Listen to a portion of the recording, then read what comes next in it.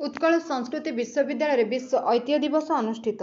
उत्कल संस्कृति विश्वविद्यालय सांस्कृतिक ऐतिह्य और संरक्षण विभाग पक्षर विश्व ऐतिह्य दिवस अनुष्ठित होईछि।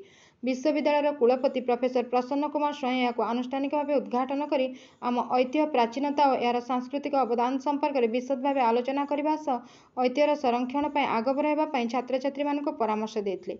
ऐतिह्यर सुरक्षा ही आमर सांस्कृतिक परिचयर प्रमुख माध्यम बोली कुलपति मतव्यक्त करते।